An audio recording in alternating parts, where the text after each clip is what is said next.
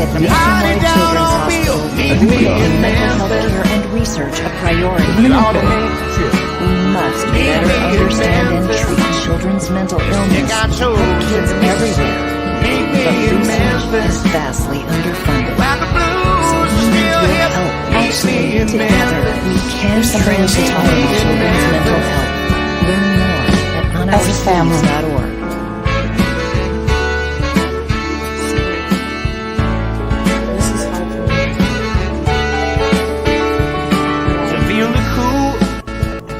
Early morning, so how much dew in the land where soul was born. The fish are fighting under the bridge. We got a pig in the smoker, got cold beer in the fridge. It's paradise, it's true. What's missing here was you. Meet me in Memphis. Y'all don't make it true. Meet me in Memphis.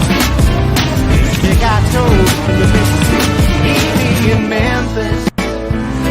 While the blues are still hip. Meet me in Memphis. Meet me in Memphis. Standing by the riverside, watch the sunset. If there's a better town, I ain't been there yet. No matter where you're wrong, no matter where you're from, when you're in Memphis, it always seems like home. Meet me in Memphis. We ought to make it true. Meet me in Memphis. Let's check our toes in the Mississippi. Meet me in Memphis. While the blues are still hip. Meet me in Memphis. Meet me in Memphis.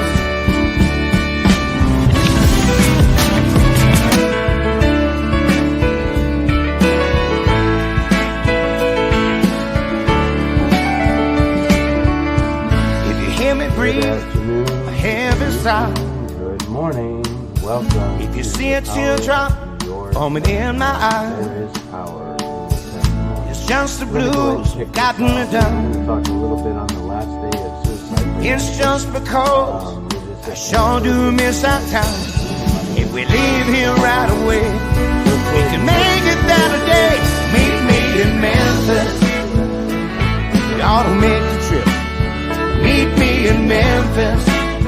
We'll stick our toes in the Mississippi. Meet me in Memphis. While the blues are still hip. Meet me in Memphis. Meet me in Memphis. Meet me in Memphis. You ought to make the trip. Meet me in Memphis. We'll stick our toes in the Mississippi. Meet me in Memphis. While the blues are still hip. Meet me in Memphis. Meet me in Memphis. So it's time to give them a voice. It's time to answer the unanswered questions. That's why at Nationwide Children's Hospital, we're making mental health care and research a priority. We must better understand and treat children's mental illness.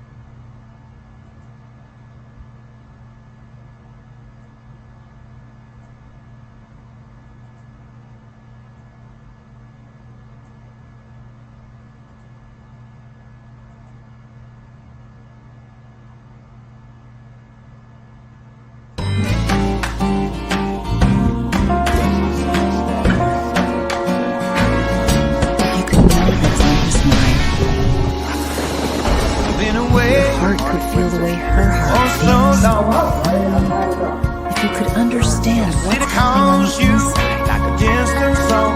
The kids don't wear their thoughts on Our time took off a day or two. If you could know what's on his mind. Are we an open family? If your heart could feel the way her heart feels.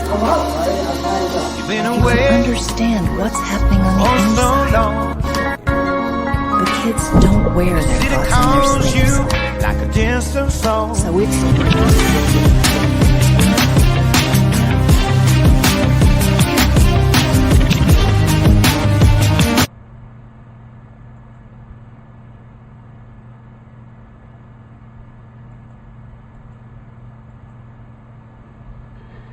Well, obviously, I have a lot still to learn about OSB Broadcaster.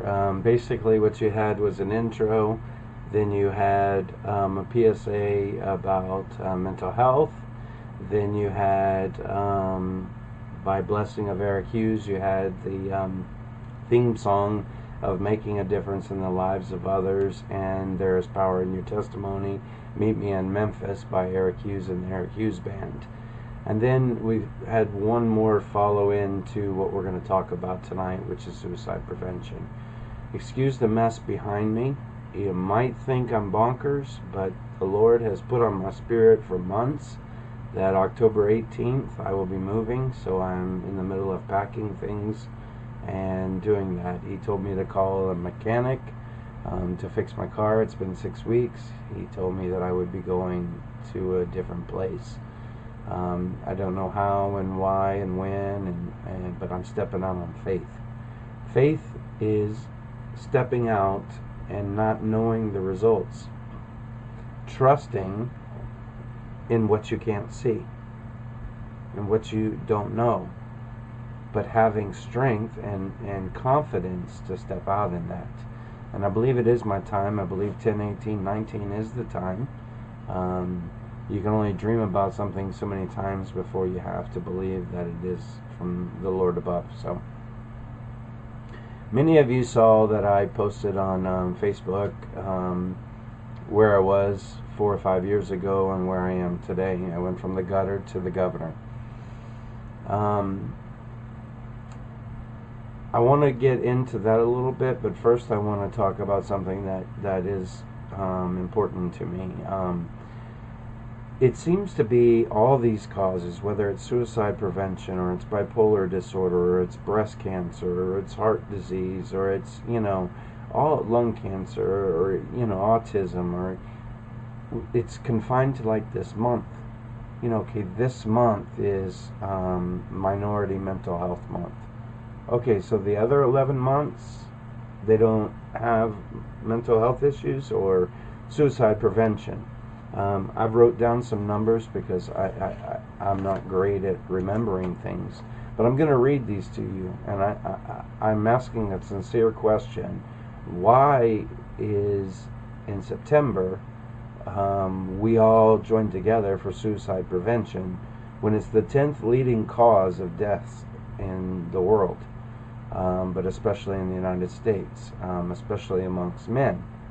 But the rest of the 11 months, it's just another day, and why can't every month be suicide prevention month or breast cancer month or those type of things? So let me read you a few staggering numbers.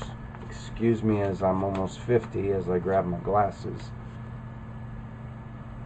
This will mind boggle you, I promise.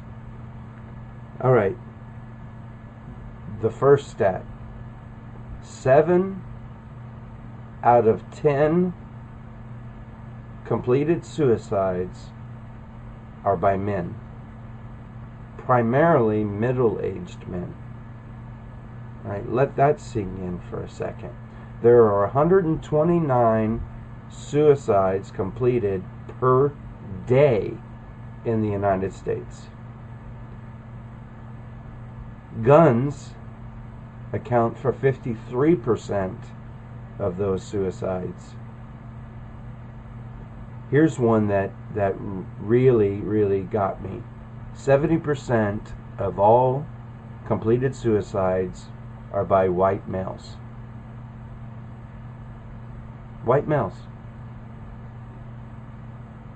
Another staggering number is that 47,173 people per year attempt to complete suicide. 47,000 people attempt to complete suicide, but we only need 1 month devoted to bringing attention to this thing. And this goes for AIDS, this goes for breast cancer, this goes for anything. These numbers don't change just in September. And I'm thankful that we do take the time to honor it, but the point is that why aren't we honoring this 12 months out of the year? We can give, we can donate, we can volunteer our time, we can speak about it, we can post great stuff on social media in September. My challenge to you is to make every month, whatever cause it is that you support, to make every month that prevention month. I'm calling today for January, February, March, April, May, June, July, September, or August, September, October, November. I am calling for every month to be Suicide Prevention Month.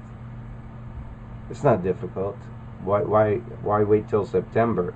Hey, I was gonna prevent or help bring some awareness and prevent suicide, but it's not September yet, so I'm gonna chill. It's just July. Come on, man. Going back to these numbers that will mind boggle you is that it costs the United States taxpayers $69 billion. That's 69 B with a billion dollars to take care of the aftermaths of completed suicide. For people that don't understand, I will explain 101. There is no such thing as committed suicide. That's a word that is made up. The correct term is completed suicide or attempted to complete suicide. There is no committed, no, it's completed. At 49 years old, having tried to complete suicide 7 times in my life, which would be an average of every 7 years, I do know the difference between committed and completed. Attempted is another word, but we'll get more into that. But I just wanted to get these numbers out there that people in my age range, middle-aged men, 70% of all suicides are by white males in my age group. There are 129 suicides per day in the United States. Men are 3.5 times more likely to commit suicide. 7 out of 10 suicides are men. 53% of them are by guns.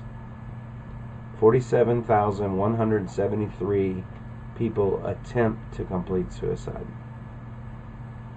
That being said, let's get into the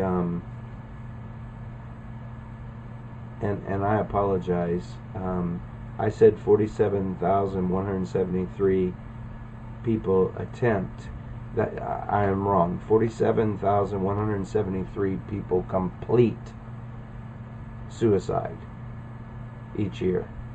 1.4 million people attempt suicide. Alright, so my numbers were wrong there. I was reading off of my scratch notes before I came on live. As you can tell, this is an important issue to me and affects me personally. Not only have I lost family members by completed suicide, we've all known the celebrity type people that we saw, and it's like, oh my god, they had so much money and they had so much going for them, and how could they just ever? Well, if you'll stick around, I'm going to tell you from my perspective how it happens. That being said, I want to acknowledge a few things. I want to acknowledge the great work that is done to help provide access to resources. Here's the problem. The people staffing these lines, I called 3 times now. I've called, and I've disclosed who I was, and I wanted to go through a complete scenario of a call. I called the Tennessee Suicide Prevention Network. I called the National Suicide Prevention Lifeline, and I called one other resource, which I won't name because I don't have very good reports on that. I can say that I was not impressed by it, but it is better than nothing. When I say the Tennessee Suicide Prevention Network, that's Suicide Prevention Network.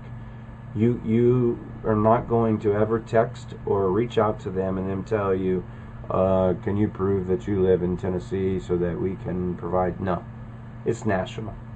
Okay, it's national. So when I tell you that you can text TN 741-741, that's anywhere in the country. All right, so don't ever let that. And you can text for someone else. When I tell you that the suicide prevention hotline, let me get it up to my glasses, but I do know it. It's 1-800-273-TALK, which is 8255. That's 1-800-273-TALK. All right. What I experienced when I went through this, once they knew that I was an advocate, because I didn't feel fair to be pretending that I was feeling suicidal or that type of thing.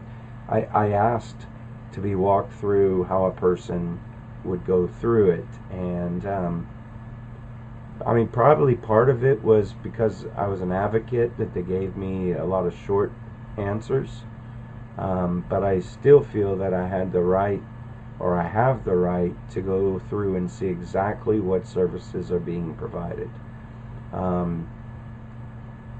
Again, I will not compromise my state certification and my network associates, my partnerships with other organizations. Yes, I'm looking back to it's a mess, but I'm packing. I won't compromise those to prove a point or to test resources. I think we can do better. I think that when I get in here in a few minutes to telling you the stories from my perspective, I think we'll get a better understanding. So what do you say? Why don't we just get into that? My first attempt at suicide was when I was 7 years old. I was mad at my parents, and and so it was attention getting. That was the first one. I tried to drown myself. Didn't know how to swim, and I jumped into a deep, as in Olympic style deep pool. I don't share often. I mean, people close to me know that I'm very, very protective of my children around water, especially if they're not super swimmers, and that's based on my experience at 7 years old. When I was 14, I played Russian roulette by myself. Praise the Lord, I lost. Or I won, I guess, however you want to say it, but I didn't really know how to load a gun, and I really didn't know how to spin a gun, and I just got lucky. I had it pointed here, and I'm not sure if that would have killed me or not, but I was 14 years old. When I was 21 years old, I ate 375 Tylenol. The charcoal, man, I remember that. The charcoal was quite crazy, but they were managed to save my life. When I was 28 years old, I had a $50,000 truck, took a bunch of pills and a bunch of alcohol, and I drove at 100 miles an hour into a telephone pole. I got a first offense DUI. still here. And time went on, and at 35, if you know what a 1.75 milliliter bottle of whiskey or vodka or those type of things look like, imagine that it has a handle. That will give you an idea. I drank 3 of those in 5 days each day. So that was 15 of those. I tried to kill myself with alcohol poisoning. It didn't work. I just felt like crap. The final time was when I was 42 years old, and life was catching up with me. All the adverse childhood experiences, all the adult adverse experiences, the PTSD, the bipolar untreated. You got to remember that I did not get any treatment for bipolar disorder or any of the other disorders that I live with until after my final attempt at completing suicide.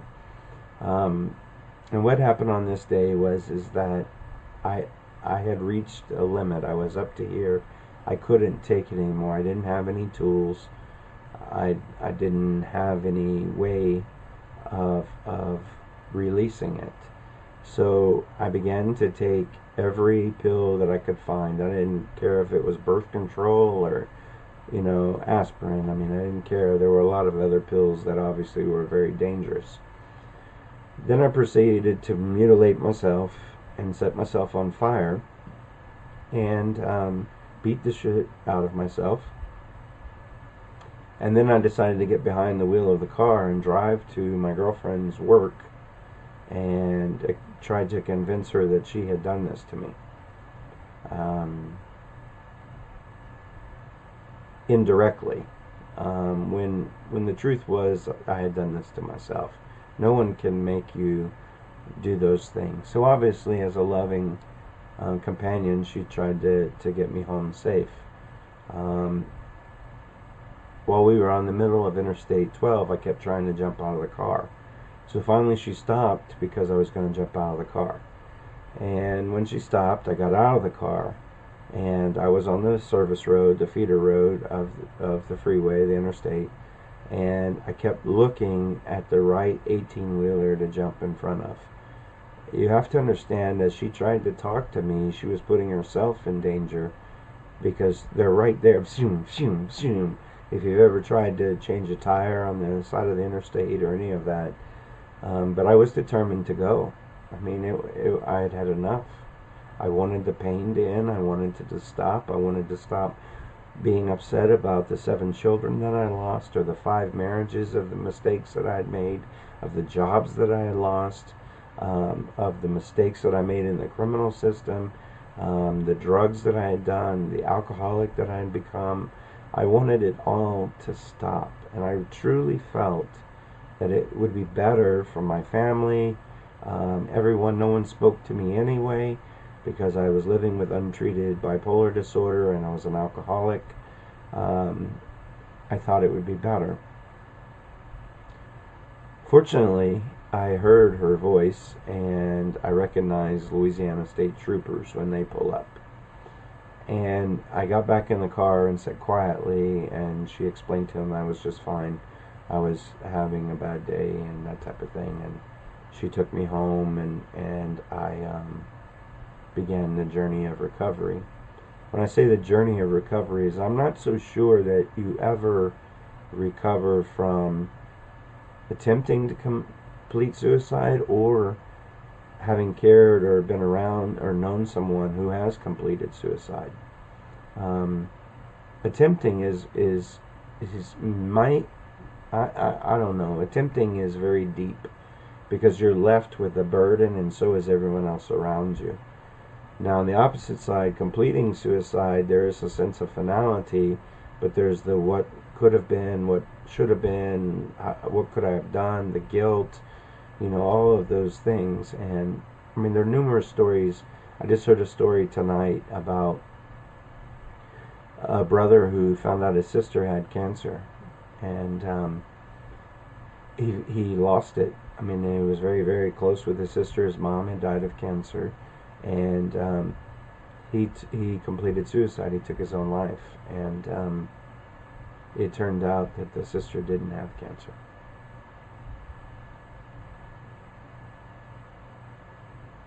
Yeah, I'm letting that sink in for a minute. That's a true story, and it happens more times than you think it happens. So what I really wanted to share was I wanted to come on and put my voice to how I went in 3 or 4 years from the gutter to the governor. How I went from attempting to complete suicide to beginning recovery, to becoming a Tennessee certified peer recovery specialist, to volunteering all of my time to advocate for mental health and substance abuse disorder, as well as many other causes. How I have begun the process of networking myself into people who can help me grow and that don't judge me when I come out and say that, look, this is who I. It's okay if you're going to run away or not be my friend anymore, but I'm going to tell my story because there's somebody that needs to hear it. And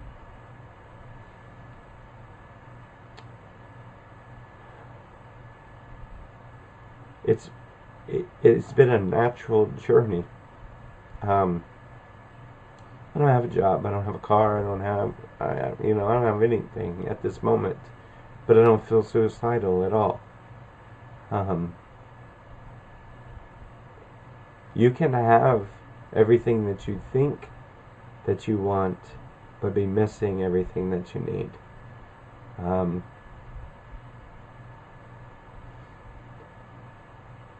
I'm happy to say that for the last 4 years, I have been on a steady medication regime.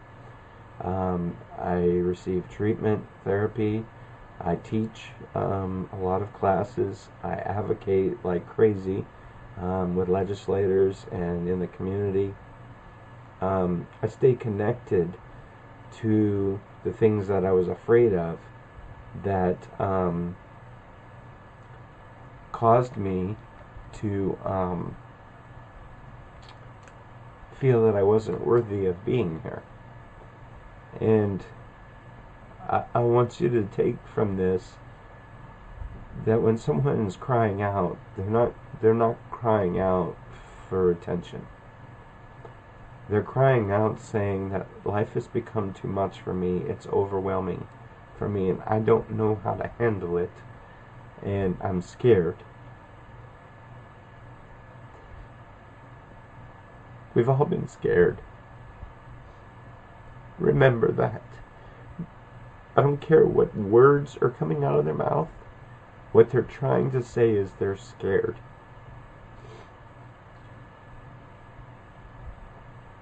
We can work on suicide prevention every day of every year. This is the last day of the formal Suicide Prevention Awareness Month. But these resources are still there every day, and I beg and plead that you get involved, especially if you've had someone affected or you think you might. But for the love of God, just to help make a difference in one life. If we all had that one vision that I could make a difference for one person, do you know how much we could do as a world, as a country? I mean, seriously. I mean, I'm going to give them to you again. 129 people per day complete suicide. 47,173 people per year complete suicide. It costs the taxpayers $69 billion, not counting what it costs families and the destruction and all those other things. But most importantly, 1.4 million people, 1.4 million attempt suicide each and every year. So I hope that all the people that I saw putting up banners and supporting suicide prevention and those things as a 7-time God blessed suicide survivor, failed in completing suicide. I beg that you do that every day. It's not difficult to make these causes important to you every day.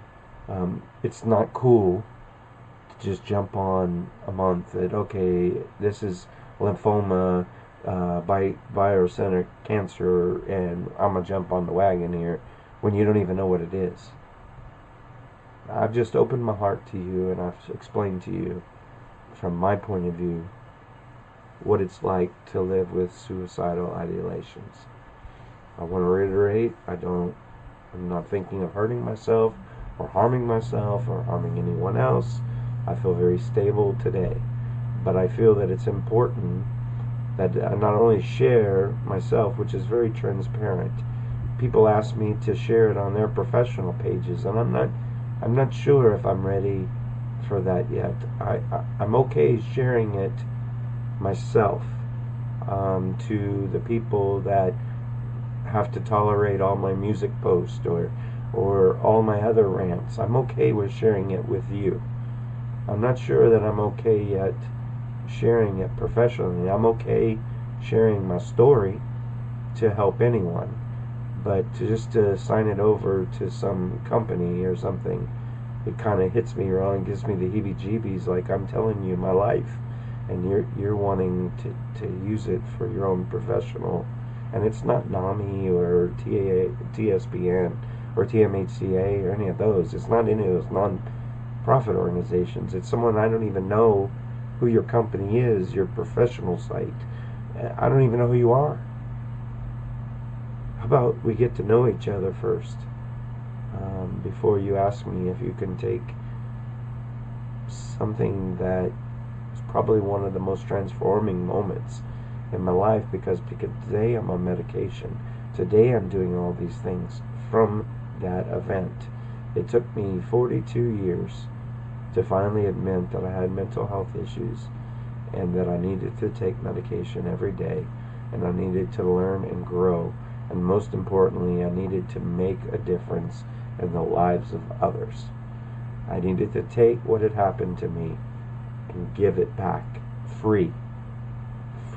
I don't get paid for anything I've ever done when it comes to mental health. I don't want to be paid for it. When I keynote speak, I donate the money. Well, Ray, you've got... I don't care. I don't care. My story is not for profit. My story is to help make a difference in the lives of others.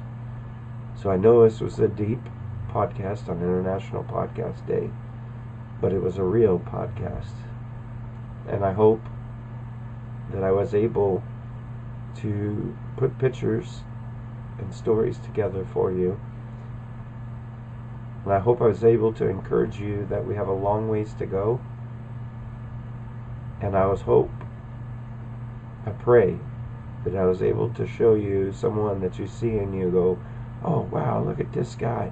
He's with these legislators and he's that.